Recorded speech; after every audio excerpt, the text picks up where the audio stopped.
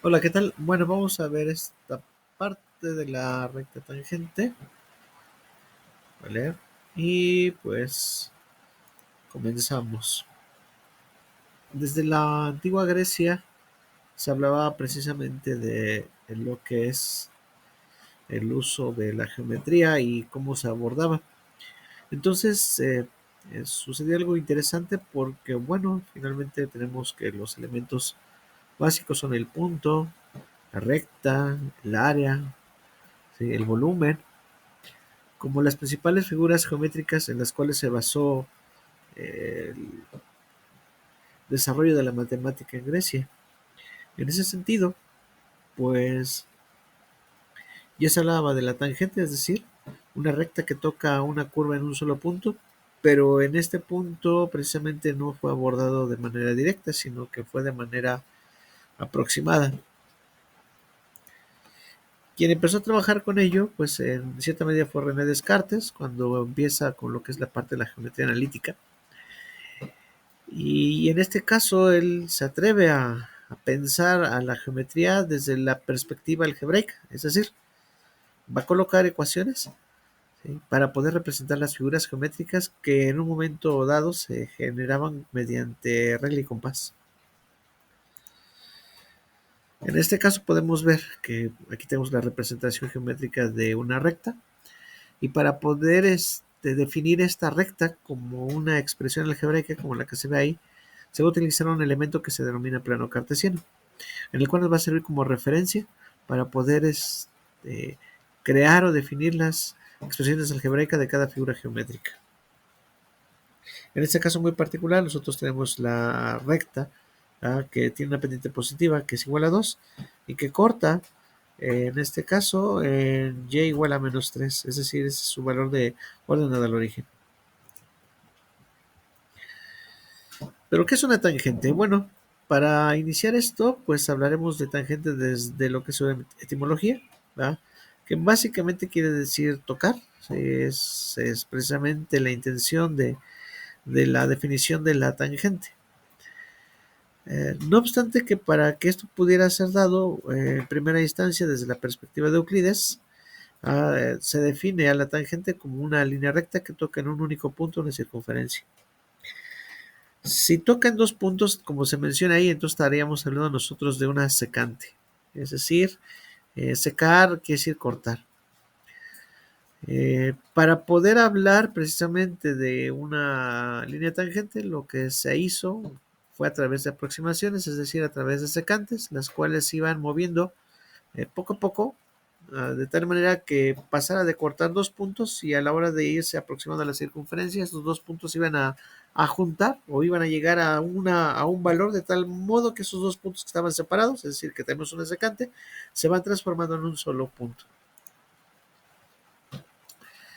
Bueno, vamos a hablar del método desarrollado por Descartes. En este caso, pues, tenemos aquí una parte interesante donde tengo una gráfica que está definida por y cuadrada igual a x.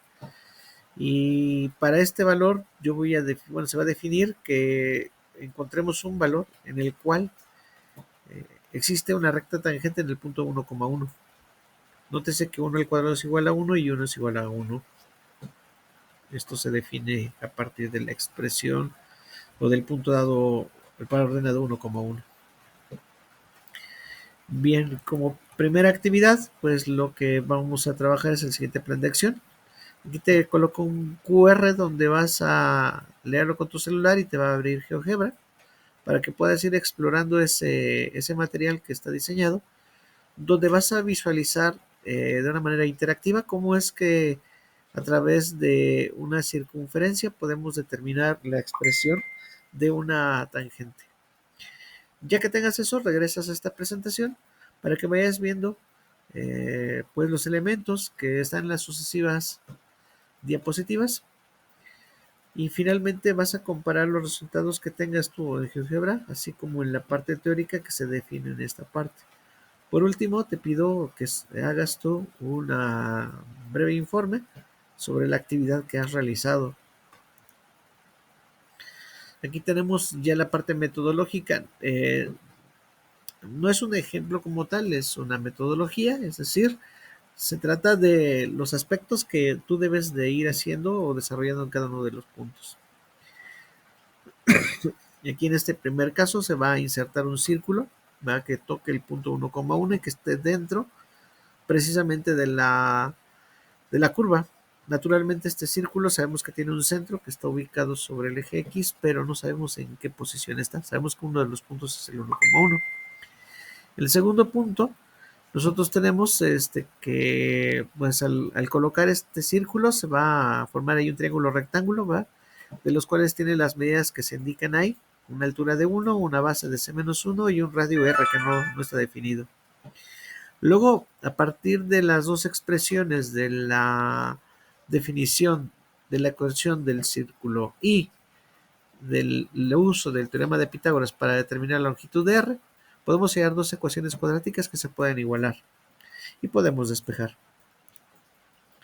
Posteriormente, al despejar el valor que nosotros tenemos ahí de C, para la expresión dada, va a determinarnos el valor del centro de la circunferencia y ahora sí, nosotros vamos a determinar entonces la pendiente que se está formando entre el punto 1,1 y el punto del centro de la circunferencia. Ahora vamos a utilizar una propiedad de las rectas perpendiculares que nos dice que el producto de sus pendientes es igual a -1. De esta manera nosotros podemos determinar con la pendiente que tenemos del radio la pendiente de la recta tangente, porque aquí viene el truco. Al nosotros tener un radio que pasa por el punto 1,1 y el centro de la circunferencia, ¿sí? Si está bien ajustado, entonces la pendiente tendrá el valor, en este caso M2, si consideramos que M1 es el valor de la pendiente calculado en el paso D. Y ahora sí, por último, el último paso es aplicar a través de la expresión punto pendiente, que es la que vemos aquí abajo, es decir, sustituir el valor de Y1 y X1. ¿Cuáles serían los valores? Pues para el caso que tenemos Y1 vale 1, X1 vale 1 y el valor de M pues va a ser el de M2, es decir, el valor de la pendiente y nos va a dar una expresión algebraica. Notarás tú que en GeoGebra también nos va a devolver, si nosotros ajustamos bien los valores, es decir, ahí interactuamos con el objeto, vamos a encontrar una ecuación. Y esta ecuación que nosotros obtengamos debe de ser equivalente a la que podamos nosotros calcular acá. Bueno, esa es la actividad que tenemos para ir trabajando esta segunda progresión correspondiente a pensamiento matemático 3. Te deseo el mejor de los éxitos.